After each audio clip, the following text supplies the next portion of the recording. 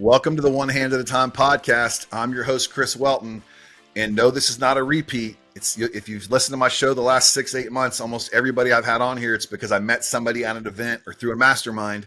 Here we go again. Somebody else that I've met through connections with Ben Newman, which if you understand where that relationship came on, that started from One Jordan, the book behind me. So it's amazing how those things come about. And next thing you know, you're sitting at a table at dinner next to someone, start building a relationship. So that's how we got this relationship started with Mark. I cannot wait for him to share the stories of playing basketball at a high level, SEC coach. And he just told me a few minutes ago, he just accepted the job as a middle school basketball coach. So to me, that's amazing. So Mark, welcome to the show. Thanks so much for having me, Chris. Excited to spend some time with you and everyone tuning in. Yeah, man, we got this put together super fast, which I'm glad we did. This time of year, you never know with travel and everybody this summertime, we're trying to get our vacations in the best we can. But I want to ask right out of the gate with playing basketball at a really high level for a guy that we know, most people that are basketball fans know Bruce Pearl. And did you have dreams of going like most people from there to the league, to the NBA? I mean, what was your mindset when you started playing college basketball? Well, even in high school, for sure, I had aspirations of getting in the NBA. Funny is as I started going through the recruiting process, I was looking at Northwestern. I grew up in the Chicagoland area, so I was looking at Northwestern, Southern Illinois, Loyola, and then Wisconsin, Milwaukee, where Coach Pearl was at. And one of the coaches that I was recruiting me said, hey, we can help get you into the NBA. And at that point, I was like, man, I'm a 6'2" white guy. Like, there ain't much chance of me getting into the league.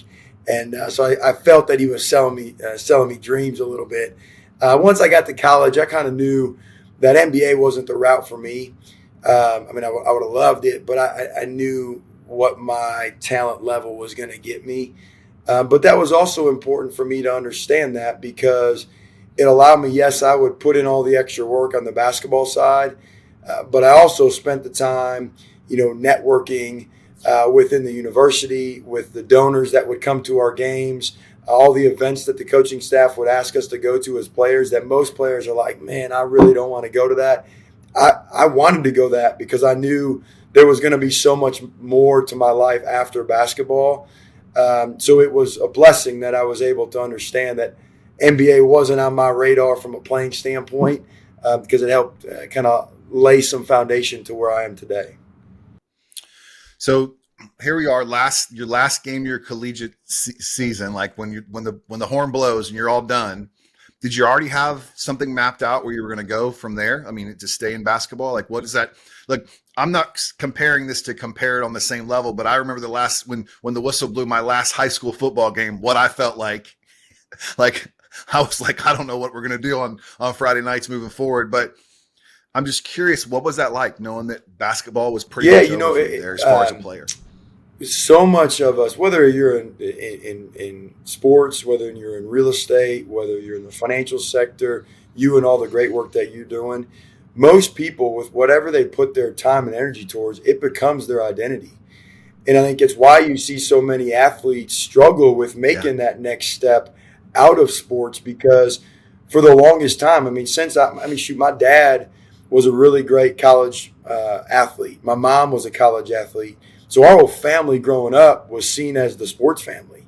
And all of a sudden, at age 20, 21 years old, that rug gets ripped out from underneath you. And you're like, all right, well, now what do I go do? It's why I think so many people go the college coaching route, and I did it. They stay around in sports because it's a way for their identity cup to be filled. So when that last game, that buzzer sounded, I didn't really exactly know what I was going to do. I thought about getting into the financial world. My dad is now or was in the medical sales business. My grandparents had a medical sales company. I thought about going down that route. And then Coach Pearl called and offered me a job to go coach with him at the University of Tennessee. And so that was an easy out. That was like, hey, look, I'm done playing, but that identity cup could be filled by going and being a part of a college basketball program like the University of Tennessee. And so that made my transition out of playing way easier because I got to still stay around the game of basketball. Yeah, and you got to be in what I feel is the best conference on the planet. I'm a Gator, so I'm a little bit partial to that, but the best conference on the planet, and be around a guy who's obviously a genius when it comes to coaching. I'm not a Bruce Pearl fan because he's never been a Gator coach, but and I've hated him multiple times. I'll tell you a quick story about Bruce Pearl. I was at a Colts game years ago because I was a Colts season ticket holder for years, and we were down in the VIP section, and Bruce Pearl was like 3 tables over from me. And I kept going, "Go Gators!" And he would look around, Yeah. and I was like taunting him for a little while. So there's that. That might be me throwing my "Go Gators" at Bruce Pearl. But what an honor and a privilege to be called by a past coach and say, "Hey, Mark, I think you got what it takes to come coach with me in an SEC." I mean, like that had to be like just a super proud moment for you. It's amazing how the Lord works. I had a knee surgery my freshman year, so I redshirted. And, Coach Pearl invested in me and my future because although I was redshirted, I couldn't practice. He could have stuck me at the end of the bench. But instead, he put me at the very front of the bench and asked me to help watch the other team and prepare and scout the teams that we were playing. And so he saw some of that early on in my playing career, the love and I think the knowledge of X's and O's. And then he just saw my work ethic and I was relentless in pursuing opportunities with him. And so it was a blessing to come down here. The funny is, you talked about Florida. The first time we played at Florida, it was like January. And granted, I'm a Chicago guy, went to school in Milwaukee, and we land at the University of Florida, and we get out, say it's like January 17th. We land and we go to the practice facility. On the ride to the practice facility, remember, it's January 17th, out my window, there's kids, college kids, playing sand volleyball. And I'm like, man, what in the world was I thinking going to school in Milwaukee when there's places like this that you could be going to college at, and it's, summer in January. So Florida had some great teams. We had some great battles with them. It was a blessing to be a part of the staff at Tennessee. Yeah, that's almost springtime in Florida, January 17th.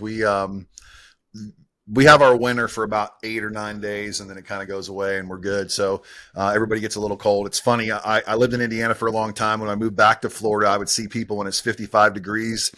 The few days that it's 55 degrees here, and they've got hoodies on and UGG boots and everything else. And I'm like, man, that's not even cold, right? But so when did you decide that you didn't want to? And you and I've had this conversation off air previously, but I'd just like for you to share the story again. But what made the decision for you to maybe not chase becoming a head coach and focusing on, obviously you're just an absolute success story in the financial services space, but what made you that? I mean, how did that decision come down? What made you decide? Yeah. So, back to the identity piece, it was really, really hard. I had the opportunities to go coach at UCLA and other universities while I was with Tennessee, and I turned those down because of the culture that we had, the success that we were having. My wife is from about an hour and 15 minutes in Knoxville. But I loved it here. And, what got me was, for those that are in college athletics, it's a 24/7, 7-day-a-week grind. And, I had been away from the family for about a week and a half. At the time, my oldest daughter was 2.5 years old. And I hadn't been home because it was the recruiting time, camp season. And went to go pick up my daughter because we had to go to a recruiting dinner. And I went to go pick her up, 2.5-year-old, I hadn't seen her. And we're driving down in Knoxville. The arena is right on the river where there's a nice restaurant that we were going to host a bunch of recruits for dinner. So I picked my daughter up. We're driving down this road. River's on the right.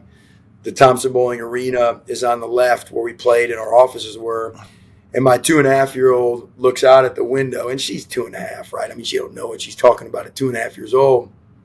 But she looked over at the stadium and said, "Look, there's Daddy's home. Daddy's home." And I mean, man, like I still get choked up thinking about it. I had been wrestling with it for a while, but that identity was basketball. And it's like leaving a gang. Like you feel like you should leave, but yet it's really hard. How are you going to do it? How are you going to justify it? And when my 2.5-year-old said that on a Friday evening on the way to that recruiting dinner, I just made the decision right there and then. And so on that Monday, I went into Coach's office and I said, "Hey, Coach, man, I'm out. I don't know what I'm going to do, but I'm getting out of coaching." And at this time, I was with Conzo Martin because Coach Pearl and our staff had gotten fired. By the grace of God, I got retained by the new staff, which is a whole other story in itself. But I went into Conzo's office and told him I was out and got out of coaching, 2 days after my daughter made that comment. And then did you step right into the financial services space from there? Oh, no, man. I had no idea like I said, I've been wrestling with it, but I had no idea what I was going to do. Back to the medical sales, real estate, thought about the financial services. There's a lot of people in town that wanted me to open up a basketball facility in town and do like training and camps and all that stuff. Through a lot of prayer and probably not the wisest, gathering the most wisdom, I chose the financial because it was 100% commission. Yeah. I had a 2.5-year-old and another one on the way. I've been in Knoxville for 7 years, but in the coaching world, I mean, you're either sleeping at the office or you're waking up really early, going to the arena, and then you're coming back to the arena late at night. Like, I didn't have a social life, so I didn't really know anybody in town. So it was tough, man. But I had Coach Pearl, my wife. They told me, that it'd be really hard, but they felt that my personality. I did have a finance degree in college. And my work ethic that I could figure it out, and thankfully we've been able to figure it out. Well, I think that you come from that pedigree of understanding what it takes as an athlete, right? To be successful. The work equals success most of the time. I think sales or financial services space is a great fit for an athlete. Like when I was running the mortgage company for forever, before I exited that last year, I recruited athletes. That's what I wanted. I wanted people that had a pedigree of athletes and understanding coaching and the importance of discipline and what it took to be successful. So you had the skill set there, but man, it is scary to go 100% commission, right? Especially with 2 kids coming. You have no choice, brother, but to succeed. Like, no choice. Yeah. Yeah. And, back to the athlete, because even in our financial firm, I'm trying to attract talent and bring on people to our team. And I think it's changed on the athlete side. There are a lot of athletes. Yes, you've had to fight through adversity. We talked about, you got to be patient for things to happen, but you got to aggressively attack each day trying to make it happen. Athletes got to do that a lot. They've got to overcome adversity. But there's a lot of athletes these days, man, and it's just all walks of life that athletes have everything structured for them. So many of them are told, like, hey, when you got to get up. I mean, I was the guy, right? Like knocking on the athlete's door about, hey, where you at? You got to be at class, or, hey, you got training table and the food's made for you. There's some level of athlete today that because they have such the white glove treatment in the SEC, that there's a little bit of that grind that's not there outside of what they've been accustomed to do for such a long time, which is their sport. But there are a lot of, the ability to communicate for athletes, of people of all different walks of life to be able to go attack a goal. There's a lot of things a lot of successful traits that athletes definitely have. You're with Northwestern Mutual, right? That's who you're with? Yeah, Northwestern Mutual, and then we've got a DBA of Axiom Wealth Management. Yeah, I mean, Northwestern Mutual is known for having they want you to be coached, right? That comes from they believe in coaching. I know a lot of Northwestern Mutual guys that are in the mastermind there's just a lot of people they're in that space. So I want to talk about the event you just had and the success of it. And I mean, Knoxville, Tennessee is not an easy place to get people to travel to for an event. I mean, no offense. I'm in Orlando. It's a little easier to get people to come here just because it's Orlando, right? I'm curious of the success on that and the reason, what was the reason for putting it in place and what were your hopes from it? Yeah, so it was actually, we were in an event in Vegas, and I see all these successful people there, seeing all these great speakers and getting nuggets to take away back to their teams and their families. And I'm flying back. I'm like, man, Knoxville needs something like that. Because you're right. I mean, we're, a college city. I mean, we've really grown, but we're not a big Orlando or Vegas or Chicago. Yeah. So we don't have things like that. So I wanted to put something on. And the reason I wanted to put it on is, I believe being around a lot of successful leaders, whether you're the CEO, you're a business owner, you're a high level athlete. I'm around a lot of successful people. And what I find is, the term lonely at the top is true. And I think when successful people, you've got to put on a face at times every day for the team that you're leading, because you got to show that, we're facing adversity, but we're going to come through with this. So you got to show hope and excitement and motivation. Same thing when we walk into our homes. Like, there's challenges at home with our wives, with our kids, and just life in general. And we got to be able to put that face on and be able to rally the troops to get them through it. And what I find is that those individuals, they're lonely and it's hard. And so my hope was, yes, to have great content, yes, to give strategies to grow your business, and grow your sales teams, whatever your sphere of influence you're in. But really was to start growing that community of people that, hey, look, it's hard. Being successful in all aspects of life is really freaking hard.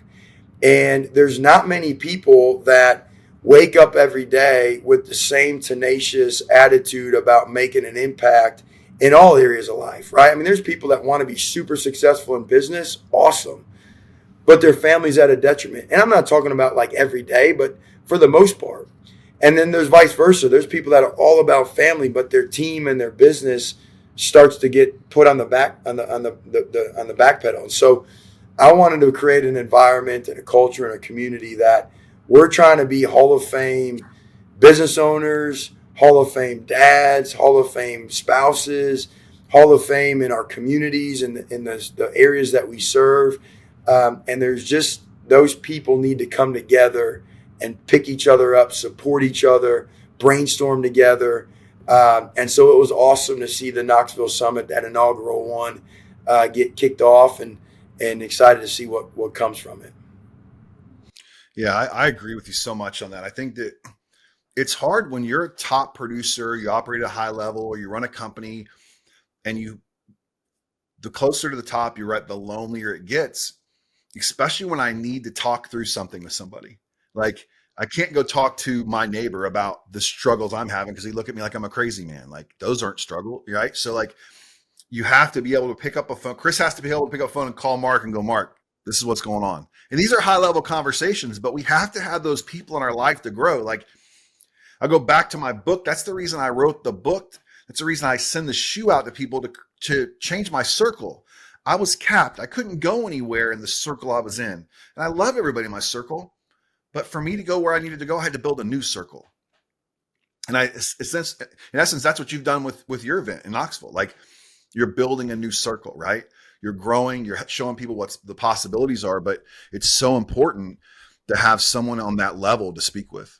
Yeah, and I think that one of the takeaways, Adam Wright, who's a CEO, he's in his 40s, CEO of Pilot, which is a $50 billion with a B company, and he made the comment of, so many people are so focused on their resume and not their eulogy. We need to be more focused on our eulogy than our resume. And that goes back to kind of some of the moves and decisions that I've made in my career, specifically 4 years ago, because I had, like, look, man, I'm a grinder. I'm a 6'2" white dude from the suburbs that got inducted to the Illinois Basketball Hall of Fame, had success, make it to the SEC, get hired by the new coaching staff after we get fired, which never happens. Bruce Burrow gets fired for some illegal barbecue. They never rehire anybody from the previous staff. I grind out and build up 2 multi-million-dollar businesses in the financial services. So, like, I'm a grinder. I work with anybody. But what was scary for me to think about a few years back was, if I died today and someone was speaking at my funeral, the first thing that I think people would have said about me was, man, that Mark Pancratz, man, that dude's a grinder. He works hard. He's a hard worker. Like, what? Like, what type of impact is that? You know what I mean? And so it goes back to, like, what are we doing every day to make impact? To make this world, make the office that we're in, make the four walls of our house, make wherever our feet are, make it just better. And now all of a sudden, when you pass away, what people are saying about you, they're not talking about how much money you make. They're not talking about the house you got, the cars, the whatever we all got. They're talking about how you made them feel and the changes you made in their life. And people ask me, like, I lost money on the Knoxville Summit. I ain't afraid to say it. It cost me money to do it. People were asking me, why in the world did you do it? Because it's not about the money. The money stuff will come. It was about the eulogy. Mm-hmm. It was about the impact. It was about having guys like you that could have somebody to call and say, hey, man, I'm struggling with this. What do you think? Because I need you to have those conversations with, and hopefully people like you need me to have those conversations with, so we can all grow together. And then everybody else that, I'm not saying below us, but that work with us can also be more impacted. I literally have chills right now from what you just said. And I'm not an emotional guy, dude. So I feel like you're speaking my language, man. I left August 31st of last year, walked out of the mortgage industry because I wanted to have a bigger impact on people. I felt that only 10% of the people inside the company wanted to be impacted the way I wanted to bring impact. The other 90% wanted to check. So I left and went all into myself to create this platform that I have now to have more impact on people. That's why I had the Strength Through Adversity Summit that started yesterday. And I lost money on it. There was no making money. I wasn't spent to make money anyways. It was a commitment my wife and I made to honor our son, CJ, that passed away in 2020, to bring an impact to other people that needed it. It was never about making money. That was not the reason why I did it, right? And I had some very high level, everybody volunteered their time, but it still costs money to run the event. Like, I still had all the production, all that stuff. All the speakers spoke for free. They all did me a solid, and I'll pay them back whenever they need it. But there was still a substantial 5-figure loss from my wife and I, but that's okay. I knew that going in, right? I knew that going in. So I'm going to take one less big vacation this year, but there may be one person who watches today a video that impacts their life and keeps them and turns them around and sends them in the right direction. To me, that's a win. Yep. Yep. Well, and the other part about it is, to me, hopefully other people were impacted, but it's also, we feel better because you're using the God-given ability and gifts that you've been, and you're being a good steward of it. And whether or not, because look, there'll be people that choose. I was with a guy this morning, a successful business owner, that, man, I forgot about the event. He paid for a ticket. I forgot about the event. I didn't come. Like, I could be frustrated by that. Or I could just be like, look, I was obedient to what I said I was going to do, just like you were obedient with what you and your wife said you were going to do.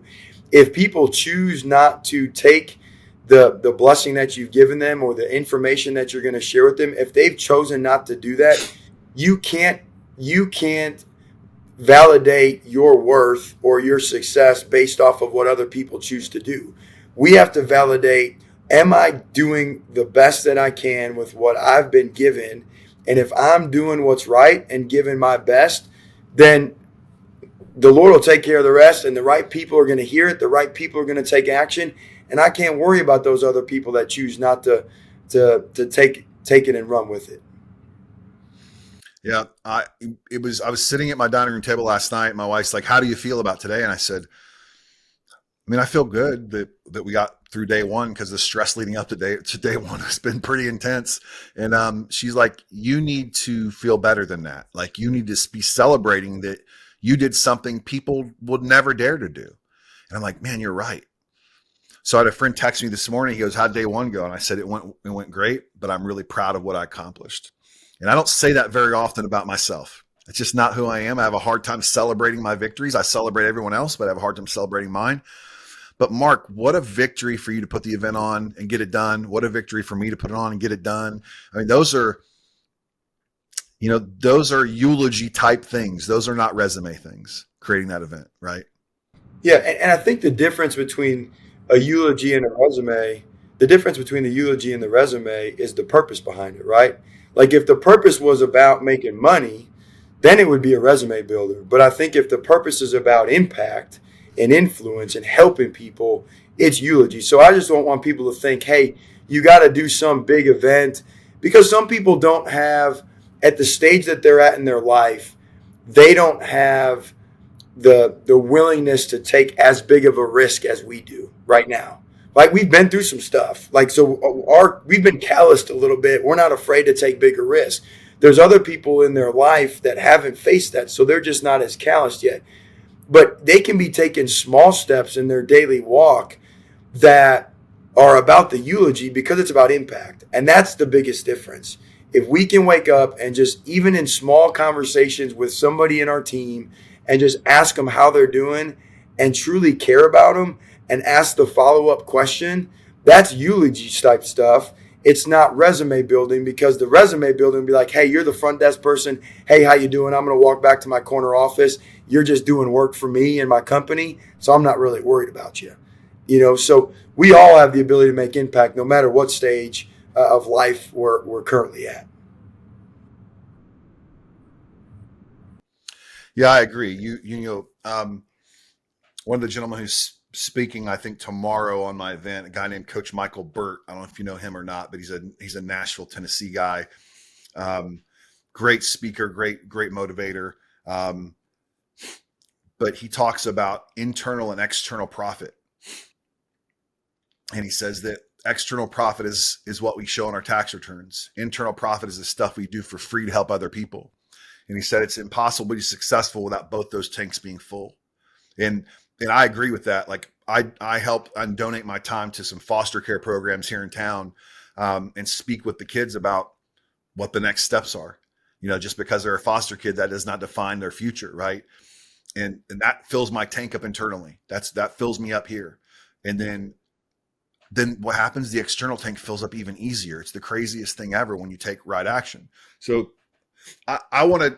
There's one question I want to ask before we get into how you went from how now all of a sudden you're a middle school basketball coach. But one of the things that I appreciate about you is your tenacity with your discipline and your workout and your nutrition. Like, you may not think that was going to be on here, but man, we were what time were we at the airport in St. Louis? It was like 6 a.m. maybe, and you'd already run that morning. Yeah, we had the first flight out for sure. I mean, that's like, I ran to the airport because I was late. but you had already run as we're in line at Starbucks. I mean, is that just something you feel that keeps you driving forward? I mean, I'm just curious what that looks like for you and the meaning behind it. Yeah. There's two purposes behind it. One, that is kind of my think time outside of my quiet time in the morning. That's my think time, and I don't get much time where that phone's not blowing up or there's things not going on with the wife and the kids, and so I really value that time. I like to kick my own butt. And so There's something about waking up in the day knowing you got one of the hardest parts of your day knocked out. And the other part about it is there's something that maybe a sickness about me, but I like when I get to that airport at 6 a.m. and I can look around and I can pretty much feel that I bet you there's not but maybe one other person in this 200 people that are sitting here waiting for this airplane that got a workout in already. So you just feel like you're a step ahead of the competition. My parents were awesome, man. I'm blessed with incredible parents. My dad's words to me were, if you ain't working, somebody else is. That was kind of my upbringing. That's so good. It wasn't, I love you. Now, he showed me he loved me, but I could probably count on maybe one hand that he ever told me he loved me. But it was, if you ain't working, somebody else is. Without that, I wouldn't be where I'm at. But that's kind of what my parents instilled in me about that work ethic piece, has translated even into the, how I show up in the gym every day. Yeah, I love that. I love it. So let's talk about, and I think this is the internal profit we're going to talk about next is um, SEC coach is named head basketball coach at girls middle school team. I mean, like that should be on Sports Center, in my opinion. But I Yeah. mean, tell me a little about that. Either that or it's going to be like a funny sitcom on Netflix or something. Yeah, that's true. I can see that too. I can see that too. Yeah, so when I got out of coaching, um, and chose to get into financial services, it was about impact and family. And in doing so, like they told me when you got started, it's like, hey, once you get to the fifth year, like you're good, like you're gonna be in the industry forever. I was like, okay, well, how do I make that happen in 2 years? And so that was the driving force behind, I used to get up even way earlier and work even later because I used to use less sleep. I'm getting older. I need more sleep now. But so I grinded my tail off for 5, 6, 7 years, even when like on the outside world and our financial services, I mean, you're winning rookie of the year, you're getting all these awards and whatnot throughout the entire company of Northwestern. I just kept grinding because my bigger purpose was I wanted to be in a position when my daughters got to be in middle school, my oldest, that I would have the option to be able to be done working at any time that I wanted to be done and coach my kids' teams. And so last year, I was an assistant coach, and I was done, I don't know, 3:30, 4 o'clock every day. And this year I decided to be the head coach. And I mean, we got summer camps going on. We got, all sorts of stuff. But I can always go make more money. I told my wife up, hey, look, like you got to be okay with like, I'm giving up millions of dollars by doing this, because my oldest is in middle school. I got 2 more coming, so if I choose to do this or I don't get fired, maybe they fire me. But if I keep doing this for the next 10 years, right, that's millions of dollars that I could be making if I was, bringing on even more clients and doing more things in my financial services industry. So it's a family choice, but making the impact in these kids' lives, man, there's not much better than that. There's not. And I think that you'll make the money anyways, Mark. I think you will. I think you've got so much good stuff going on. And when you volunteer your time like this, the good Lord will bless you even more. I just know that that's what's going to happen with you. And that'll just be part of the story.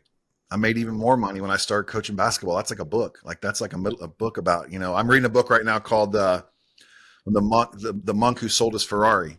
So Okay. this is, this kind of falls into the same deal. Yeah. No, I think you'll be rewarded substantially, but regardless, even if you weren't, it's more valuable than any dollar you've ever made. I mean, I have older children, 31-year-old daughter, 25-year-old daughter, and then I have a 6-month-old son. He's 6 months old today. And then we have a son, CJ, that passed away in 2020. But when I left my job in August of last year, it's because I wanted to be home.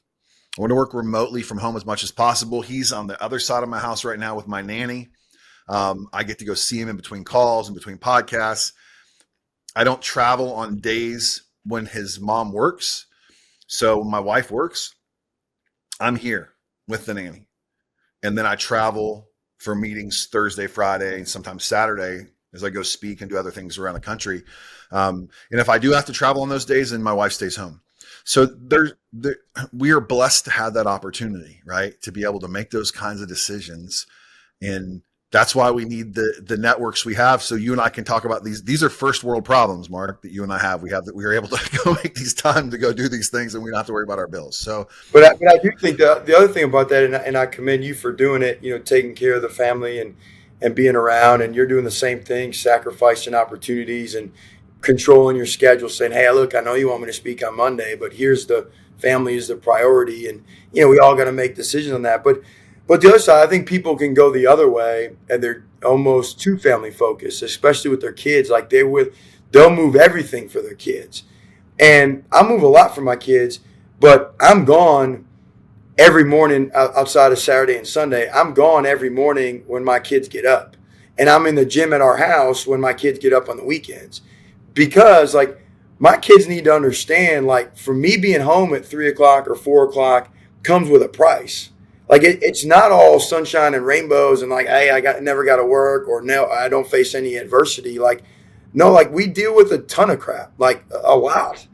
Um, and so it helps teach my kids, hey, dad is able to coach the teams and help pay for kids to go on these and participate in these tournaments. He's able to do that because he works so hard.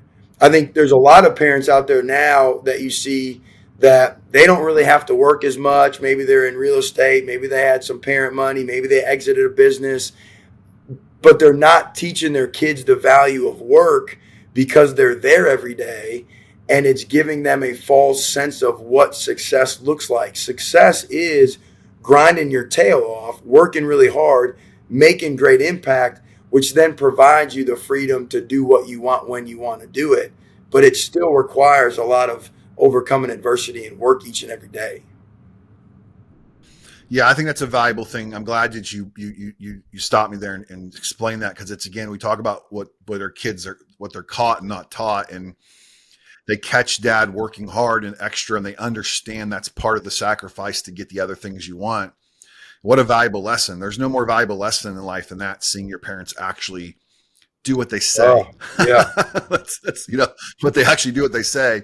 And I mean, we could go on and on about what I feel about the parents that live their lives through travel sports, because it's just a deterioration of, I think, of our youth these days around here, anyways. Where I'm at in Florida, travel baseball has turned into a complete nightmare. But I think you have to make time for the family unit, not just the kid, right? And I know that I believe you believe the same when it comes to that as well. And man, I appreciate you coming on today, Mark. I mean, I think it's been great just to have the conversation with you. We definitely need to connect more.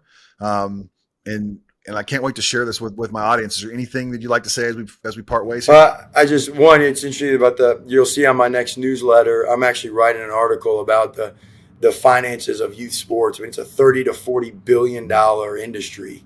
And there's a lot of positives in youth sports, but there sure are a lot of negatives. So, no, I mean, Chris, I appreciate you having me on, and I appreciate the person you are. I mean, obviously, we've not spent a ton of time together, but watching what you do on social media, the impact that you're having, not just outside the walls of your house, but inside, and choosing to put your family first, it's awesome. I think more of us need to continue to stand up and remember what our identity is in, whether it's in your faith or it's in your character, and not as much in the recognition or the admiration or the income, because that stuff's all fleeting, man. Like you and I have seen a lot of successful people. That stuff's fleeting. But if you can wake up every day and be focused on, man, I'm just going to be where my feet are and try to be the best version of myself I can. I'm going to mess up, but I'm just going to keep trying to make impact and help other people. Like you said before, I mean, success will happen. Good things will happen.